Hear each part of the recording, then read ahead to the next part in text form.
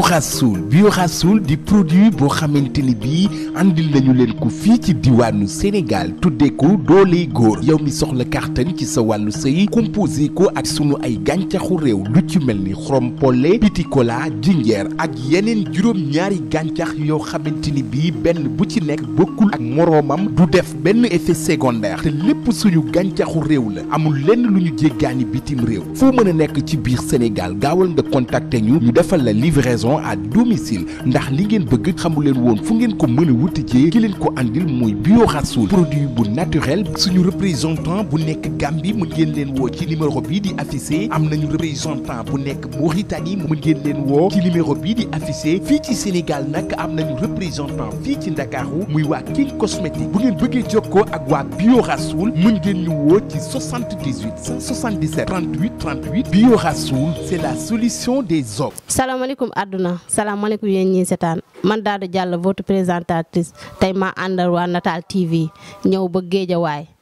tey seet si benn musicien boo xam ne defe naa jaratul ñu koy présenter seen émission chez vous mais avant ñoo dem dañuy bàyyi Cheikh Diouf mu nuyoo ba pare ça va Cheikh na nga def.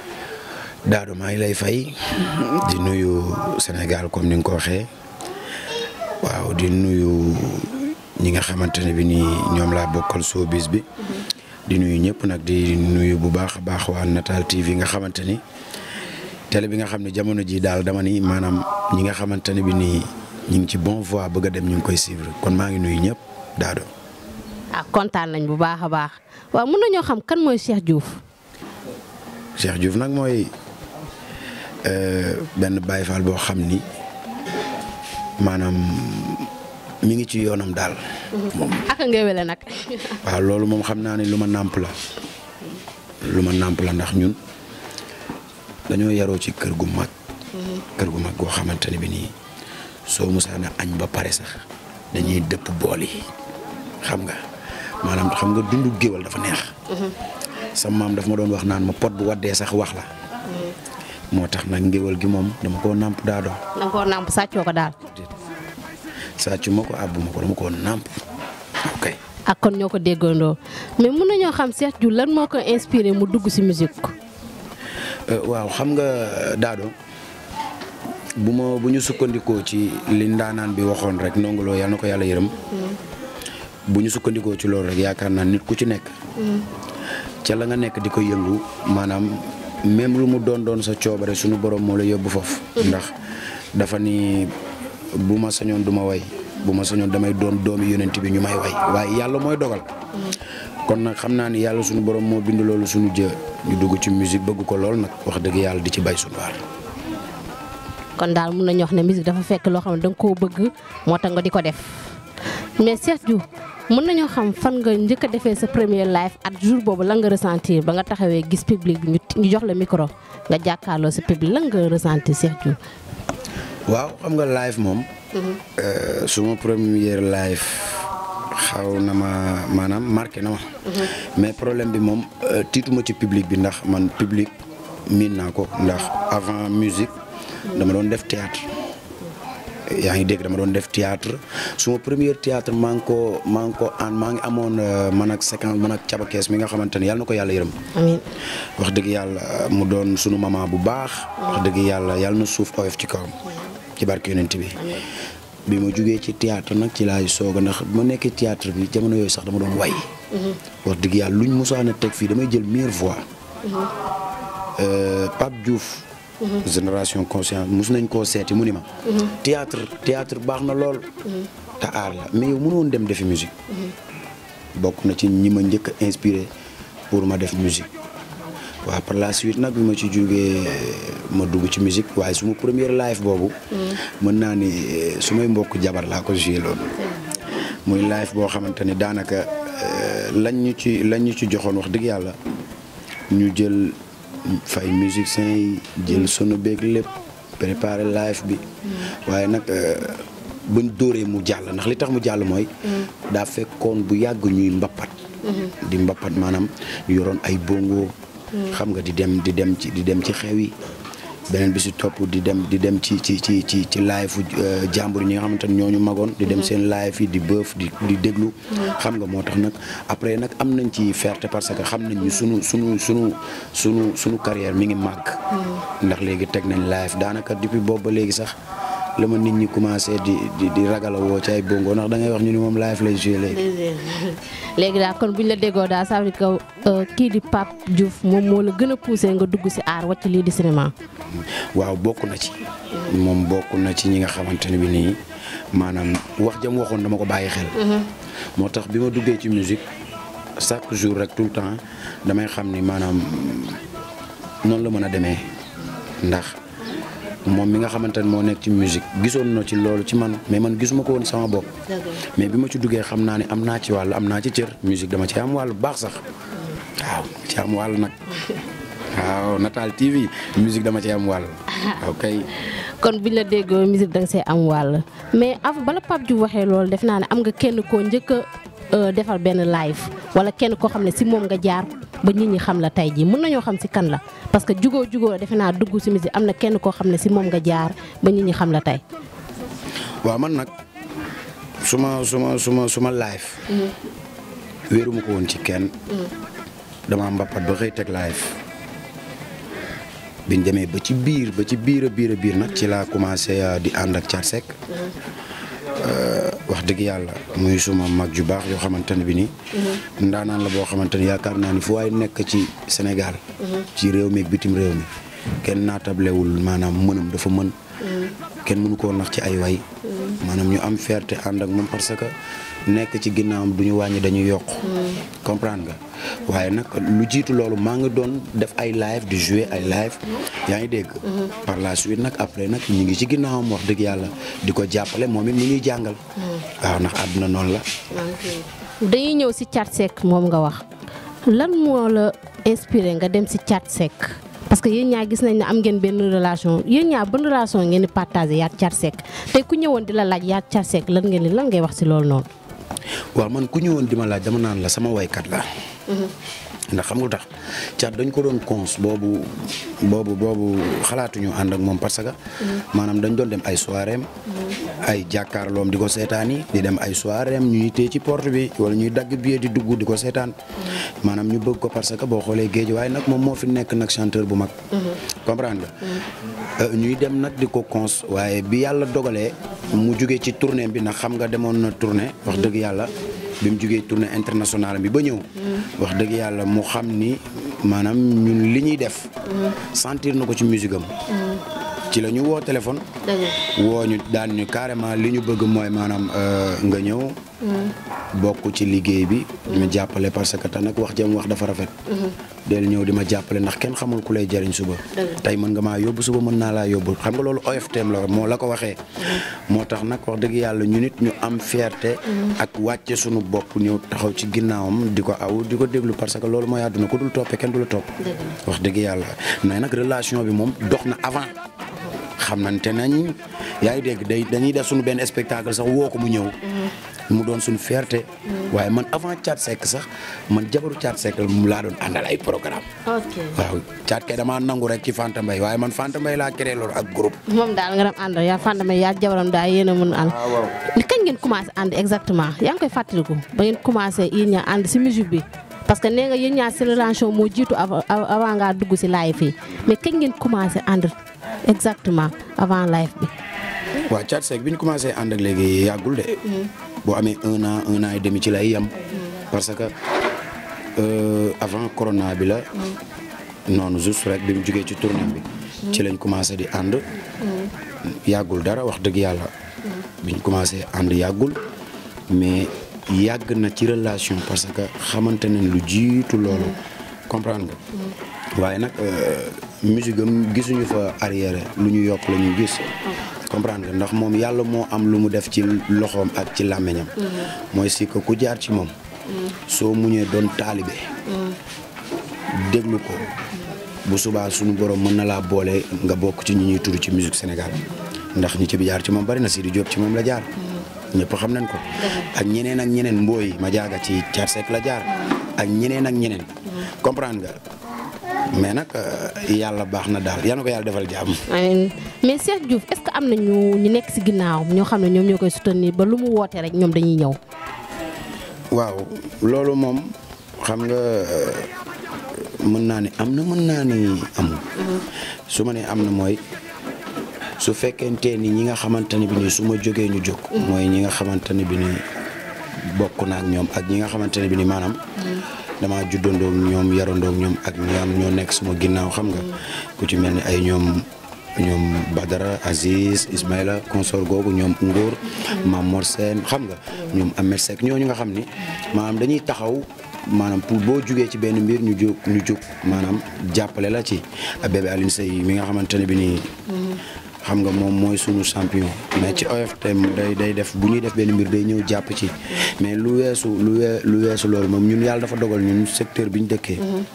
amuñu ci xaar yàlla fi ñu dëkk Géejawaay man lañ bëgg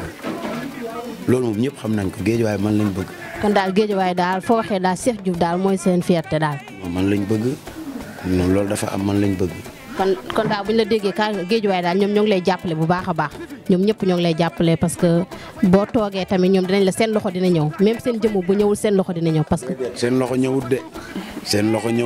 waaw ndax lan Cheikh Diouf wax ne seen loxo ñëwul. wuy ma wax day leer dama ni Natal TV yow Dado yow mii. ku sëkk nga dama ni seen loxo ñëwul. ndaxuma seen loxo daa ñëw de. gis nga ñi nekk sama ginnaaw di ma jàppale bu ñu amoon tekki naa. isam nu la wax waaye am na ay ponkal yu ne ci kaw. Géejawaay fii bëri na fi ñoo xamante ne bi nii kuñ bëgg a teg loxo te kuñ teg loxo ñëpp dégg la. dëgg la ñu Géejawaay am na Malick Gakou. Géejawaay am na Dieye promoteur am na fi. Géejawaay am na Ahmed Aïdara. dëgg la comprendre nga Géejawaay fii am na Modou Gueye. dëgg la am na Libaas. am na mère Sophie Ndiaye. nga xamante ne bi nii moom ndeysaan yaakaar naa ni gox bi ñu dëkk la dëkk muy sunu yaay mais. yaakaar sunu relation bi mu commencé yàggul. waaye mu doon ku baax buñ ko xamee nag bébé Aline Seye moo tax. maanaam ñu duggante waaye mu doon ku baax ku yaatu. yaa ngi dégg waaye nag Modou Gueye moom sunu lépp la. Modou Gueye sunu lépp la moom nit la koo xamante ni ku baax la. yaa ngi dégg nit la ku baax la nit la koo xamante ne bi nii maanaam. politique boolewu ko ak doomu aadama.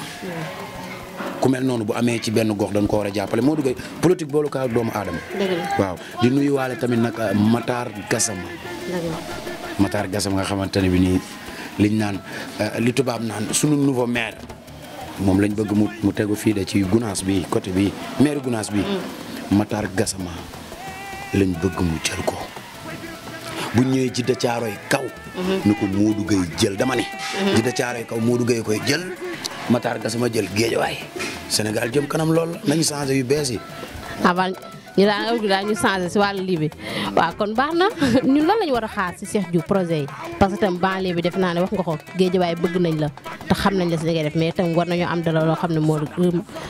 Cheikh Diouf moo ñu koy waajal. waaw mais waaw ñun def nañ màggal gi rek def nañ ci single ba def ba clip ko. màggal gi def nañ ci single ba clip ko. tuddee ko mbégte mi waaye ci sëñ Muntaxa ak soxna Baali Muntaxa. xam nga métti woon na trop parce que dañ doon demee suñuy moyens bopp xam nga. dañ doon demee suñuy moyens bopp di dajale suñu 5000 ak 10 000 xam nga. takk suñu biir wax naa ko télé wax naa ko feneen xam nga. mais nag ñi ngi waajal loo xamante ne bi ni daanaka ci décembre bi sax lañ bëggoon mu génn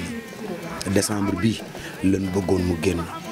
dañoo dugal suñu morceau yoo xamante ne décembre bi lañ bëggoon mu génn mais amuñu ku ñu jàppale pour mu génn suñuy moyen bopp la ñuy demee moom laay wax man nag Sénégal man nag Géejawaay laa am fii laay tiitaroo moo tax nag damay woo ñi nga xamante ne bi nii nañ ñëw jàpp ci affaire yi mu génn comprendre nga ndax tamit dañoo bokk ci musique Sénégal. kon daal décembre daal bëgg nga daal Cheikh Diouf daal ñu jàppale ko daal mu génn. waaw mère Sophie Ndiaye bu jugee jàpp ci day génn. Modou Gueye bu jugee jàpp ci day génn. est-ce que comprendre nga bu jugee jàpp ci day génn. mais est-ce que tamit Cheikh Diouf dem na ba si ñoom toog a ñëw waxtaan ak ñoom parce que parfois tamit dañuy toog si télé wala si site yi di wax ne ki daf ñoo war a jàppale te demuñ te ñoom parfois dañuy bëgg koo xam dañuy ñëw ba si ñoom toog a ñëw wax ak moom est-ce que Cheikh Diouf dem na ba si ñoom ne leen samay projet lii la te nit koo xam ne banlieue bëgg nañ damaa bëgg nga jàppale est-ce que Cheikh Diouf def na loolu. waaw loolu moom boo xoolee ku ci mel ni Modou Gueye moom koor gi su ma xamee ak moom bi yàggul donte doon nañ koo seetaan bi muy fubal nawetaan ak yëpp ñu ngi koy suivre bi mu nekkee un peu domaine yooyu yëpp ñu ngi koy suivre mais daanaka suñu relation daanaka ci koor gi la am koor gi ñu génn ndogoo naa biir këram waaye nag ba ma demee ñëwuma pour indil ko sumay projet bopp wax dëgg yàlla def nañ fi benn ndogu tamit fii mu ñëw fii waaye moom li nga xamante ni moom la bëggoon pour ñu dooleel ko ci wàllu politique am ak maanaam nu ñu mobiliser woo jàppale ko ci mu jël Jidda Caaroy kaw bi nit ku ci nekk da nga koy jàppale ci li nga mën man ci li ma mën mooy mboolem koo xamante ni su ma waxee di nga déglu yaa ngi dégg ma sekk ak nit lu baax man la kaay jàppale diw waaye buñ demee pour nag sama wàllu maanaam carrière bopp maanaam xuusaguñ ci à 100% waaye moom Modou Gueye xam na ni man mii yaa ngi dégg musique bi am naa lu ma ci manqué loo xamante ne ay moyens la donte toogaguñu te dinañ toog mère Sophie Ndiaye kazalika noonu la demee moom bi mu xamee ni man artiste la nee na moom daf ma doon dégg rek waaye gisuma woon moom it wax dëgg yàlla bañ toogee keroog wax ju rafet la wax dégg nga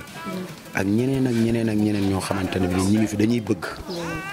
bëgg quoi waaye am na ñoo xamante ne dañuy xaar te du ñëpp nga mën a ñëw ni tàllal may ma doo ko mën waaye nañ ci jàpp rek waaw ñu jàpp si daal waaw kon yàlla baax na waaw Cheikh Diouf ñu gis ne wàllu musique dafa nekk loo xam ne dafa sensible ñu gis ne tamit milieu bi am na yenn yoo xam ne lu si mel ni dañuy siisante artistes yi surtout bi ñu dëkkee si benn banlieue ñu bokk musique bi ñuy def ngay gis parfois kii mu am ay lu ne xeex yoo xam ne su suuf lay def wala si kam lay jëm est-ce que am na ay concurrent yoo xam ne yaa ngi concurrent parce que banlieue man damay yeewu sax fekk ñu tegal ma ay nen sama bundu kër ay nen yu ñu xaatim wala ma yeewu fekk ñu bindal ma xaatim yoo xamante ni tuur yi sunguf def mais xam nga ci doy waar mos nañu fi tegal ay nen yoo xamante ni bi ma ko yëkkati damaa yëkkati xolu xaatim bi parce que duñu ay innocent jàng nañ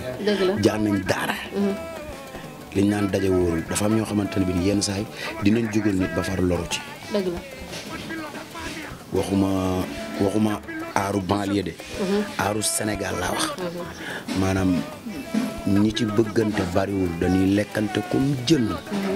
comprendre nga te loolu àdduna jaru ko lu dul àdduna sax jaru dangaa tees nit pour dem yow boo demee ba yegg sax war ngaa xamante ne bi nii sa jom indiwu la fi est-ce que dégg nga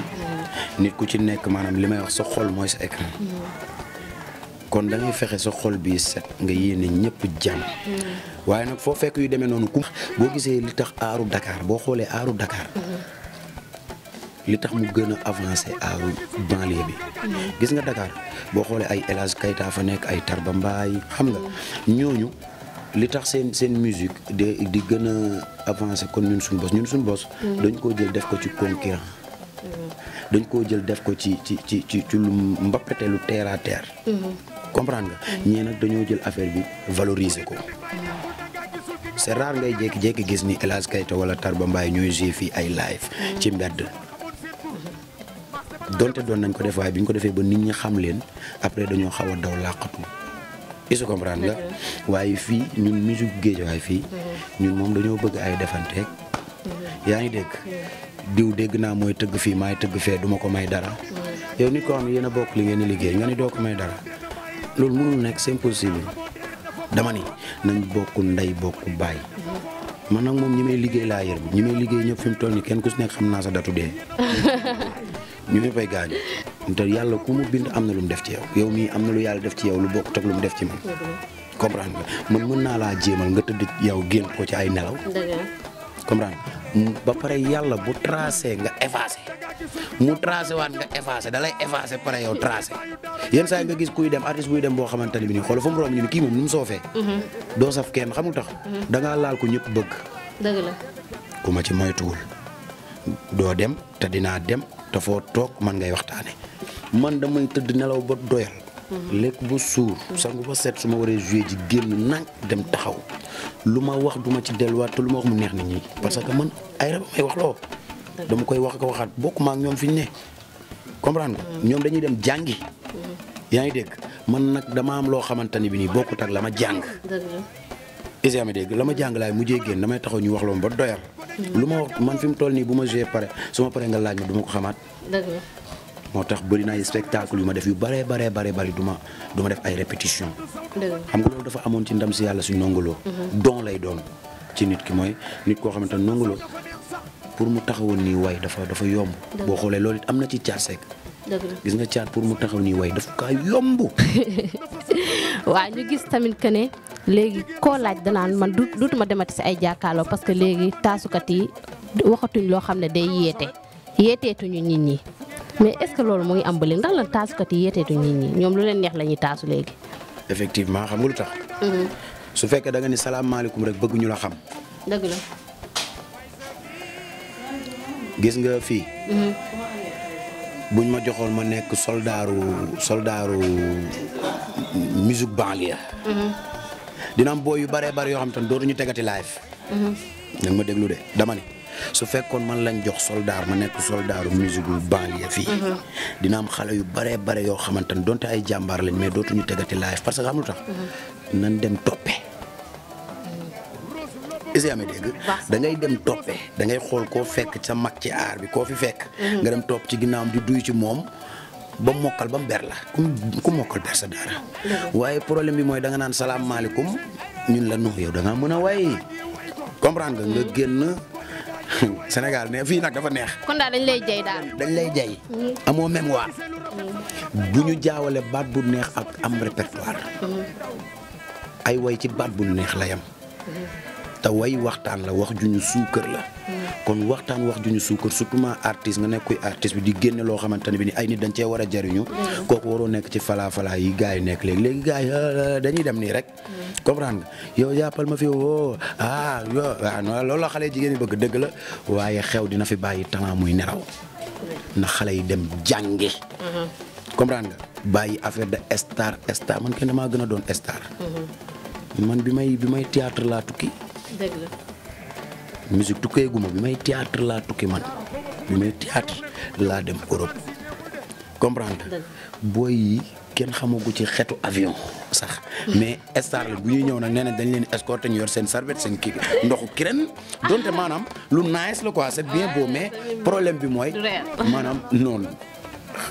loolu baaxul de nañ jàngi man mën naa fee ciblé ay booy yoo xamante ne barki unité bi dañoo mën a way ku ci mel ni Amana am na booy bu tudd Amana boo xamante ni daanaka ci man la ne mën a way lool billaahi xale boobu bu génnee géejawaay dinañ xam ni waykat génn na te mi ngi sama ginnaaw di mbappat lu ma maa ko gënal sama ginnaaw lay nekk di ma awu dëgg la est-ce que comprendre nga am na ci yeneen ak yeneen yoo xam ñeneen booy yoo xamante ne bi nii non da ngay taxaw sax seen programme ba mu jeex mu leen la yow ñii li ñuy wax nii mënoo cee jël benn xam-xam est-ce que comprendre nga mais daal en tout cas li ma la bëgg xamal mooy na xale yi génn dem mbappati nañ bàyyi aaru koñ nekk ci benn koñ rek yaa ngi dégg ni yow xew nga sa koñ nga xew boo génnee kenn xamu la yaa ngi dégg aar dañ koy jàngi dégg nga Ouzin Keita xam nga day comédie wooy day comédie moom. waaw mais Sénégal bëgg nañ ko xam lu tax. daa ferte ci li muy comédie ba pare bëgg ko ba pare fësal ko mu nangu kaa sonn da cee sonn moo tax mu am ci. yaa ngi dégg waaye man su fekkee damaa tëgg benn xew fii ci koñ bi ma génn ñu ni toj naa fi. yaa ngi dégg bu may génn di xuggale ku ñu sinap maag yooyu ma ne xew naa. maa ngi nax sama bopp musique da ngay jàng Sénégal tari ko international. dëgg la. am na ci yenn musique yoo xamante ne Youssou Ndour mus na koo wax. bëri na fi ay artistes yoo xamante ni ku ci génn doo musique da ngay dem defi leneen. parce que fi musique bi ne ak fi nga ne sax waa bokkut. xamoo musique am na ñoo xamante ne xamuñu ay octave xamuñu ay milieu déedéet nañ yuuxu rek.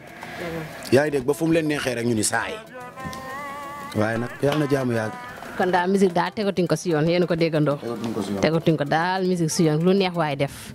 mais tamit bëgg nañoo xam tamit que ne fa nga parce que sànq dégg nañ sa biir wax nga tudd ay xale jigéen tudd star mais yow nan ngay dundee succès bi nga nekk nii ñëpp naan Cheikh Diouf xale jigéen nan ngay dundee parce que du si ñàkk moom xale jigéen nekk nañ ñoo xam ne buñ gisee kenn koo xam ne siw na rek wala nit ñi xam nañ ko surtout banlieusards yi sama morom yi dañ lay topp nan ngay dundee loolu Cheikh Diouf nan lay dundee xale jigéen yi nu muy def daal ba génn si.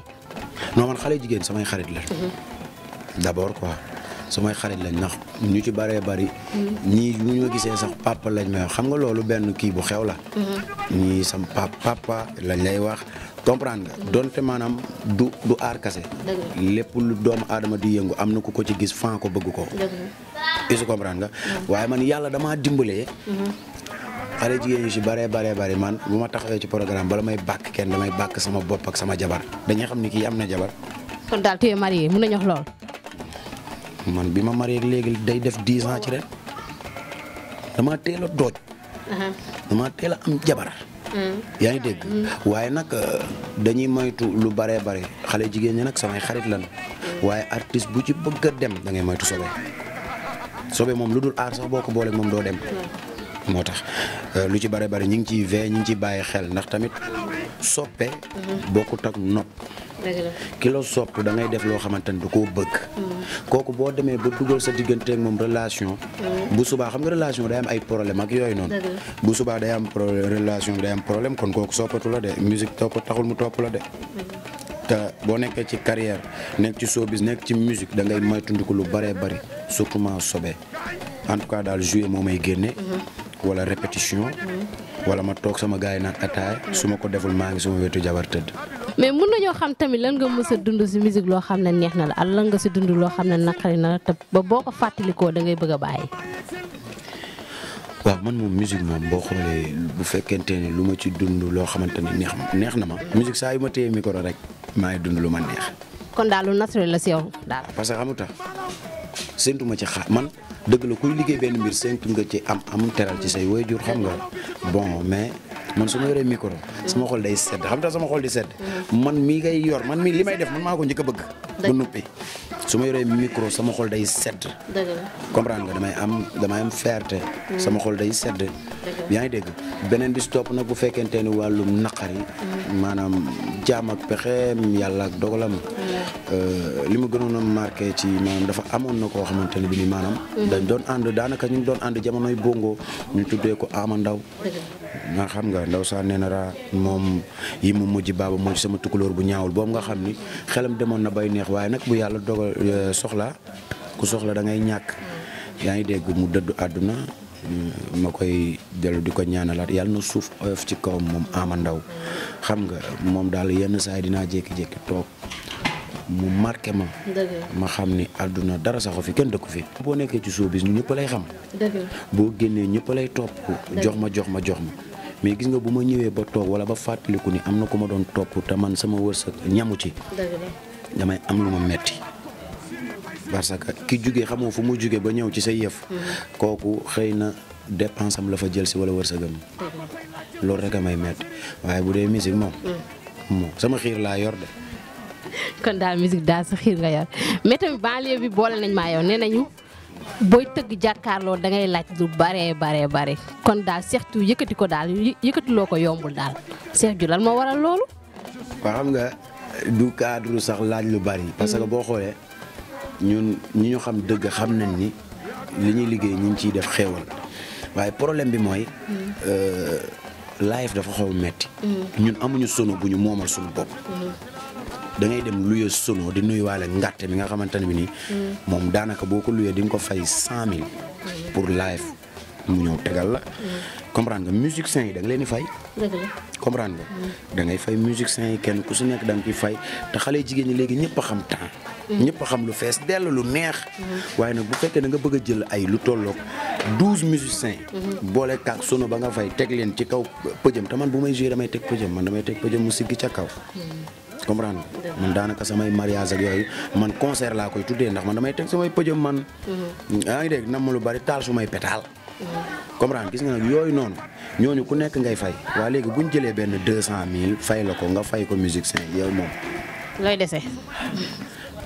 comprendre nga waa nangaan na ñëpp xaar le 29 décembre incha allah nangaan dina wàcc ba zéro bu neexee yàlla suñu borom incha allah ma ne ko loolu moom dañ koy xanaa ñun moom di ñu invité waa Natal TV dañuy ñëwaal de. Natal TV damaa bëgg sax ñoom fépp fu may dem may ànd ak ñoom. banlieue bi lan lañu war a xaar wala fan si lan ñu xaar lan si Cheikh Diouf lu bees. waaw banlieue bi nañu xaar nag yu doy waar. déggoo wax naa la ko sànq nee naa la décembre bi am na suñu single bu war a génn ci décembre bi incha allah am na tuuti moyen nag yu ko ay waay lillaay wa rasuuli autorité yeeg ñi ci mën a jàpp nañu jàppale te yàlla tax waaw ndax ñun nekkuñu ci label nekkuñu ci dara suñuy moyen bopp la ñuy demee waaye su weesoo loolu nag ñi ngi waajal ay tournée ci région yi war nañoo dem Mbour comprendre nga war nañoo dem Kébémer war nañoo dem Thiès war nañoo dem Ndar yaa ngi dégg war nañoo dem Nangaan Samb dégg nga décembre bi nag ci la ñuy dem Nangaan ak Mbour waaye ci janvier bi la ñuy dem yeneen région yi ma la tuddal war nañoo ñi ngi waajal nag maye concert bu mag fii ci Bayalu Magdaan bi incha allahu rabbi ci décembre bi su loolu weesoo nag di ñaanal Alioune Seye 2 nga xamante ne bi nii man bëri yëpp samay xarit la dégg nga waaye nit ku ci nekk ragal péete day xañ a wërsëg Alioune Seye 2 géejawaay la dëkk ma dëkk géejawaay sama kër bu doon tàq day ñëw bokk ci ñu koy fay yaa ngi dégg yal na ko yàlla may ndam lu sedd guy wax dëgg yàlla di wax waa Gunaas waa géejawaay li ñëpp jóg wax dëgg yàlla ñu teel a sañse teel a gunge suñu mbër ñu dem arène nationale yaa ngi dégg mu daan jël bu set wecc ñu ñëw nag daal di teg concert bi concert ko bu bët set nag kon ni ko gisee woon rek tey ñoo àndal waa Natal TV ñëwoon ba Géejawaay tey seetsi woon suñu benn waykat boo xam ne defe naa ne nit ñi xam nañ ko di nga ko laam-laame te defe naa li mu wax dal na seen xel bu baax a baax muy Cheikh Diouf mais xam naa dañuy bàyyi Cheikh Diouf rek mu tàggatoo. waaw tàggatoo bi moom di nuyu ñëpp di siyaar ñëpp waat encore di baalu ñëpp ak ndax tamit nit matul fi mu toll nii mën nañoo wax loo xamante ni am na ku mu déranger te fekk yàlla xam na ni du suñu coobare maanaam waxtaan la rek ndax xam nga yéen di bëri da ngeen cee bëri li liiri jaan di wax yéen da ngeen cee bëri ay seytaane ñuy dugal nit ñi yéen comprendre nga moo tax mu demee noonu waaye nag wax dëgg yàlla du suñu coobare di gërëm ñëpp di wax Sénégal yàlla na ñëpp am jàmm ni ma koy waxee yàlla na ñëpp am jàmm comprendre nga di nuyu bu baax a baax ñi nga xamante ni suma staff bi lañ ñoom laay liggéeyal ndool xam nga ñoom Aziz Badara Ismaïla Ngour xam nga ñoom Ahmed Seck bébé Aline Seye mention spéciale ndax moom xam nga moom daanaka yenn saa da ngay ñëw fii sax di ko fekk comprendre nga moom wax dëgg yàlla moom it muy wàcc loo xamante ni bi nii man de bébé Aline Seye mbër mi muy njëkk a dajeel man mooy sama problème kooku laa xamante ni bi nii dalu ci de non dama koy gis xam nga nit koo xamante ni 1 an 2 ans yaa ngi entraîné rek teel a tëdd teel a yeewu kooku boo jotee mbër nag moom fu mu jëm comprendre nga loolu la di nuyu ñëpp di nuyu suma jabar comprendre nga aw buuru këram yaayu papa ak Mori di nuyu Lissa Ndiaye série Sénégal propre Modou Fall Sénégal propre nga xamante ne bi nii moom sànq maa ngi koy wax nee naa la lépp lu mu taxawal rek day bëgg Sénégal yëpp jaruñu si mais après maanaam daa bokk ci nit ñoo xamante ne amuñu jë dangay lebal nit benn affaire mu fay la safaan yàlla moo ko bindee noonu waaye di ko ñaanal yal na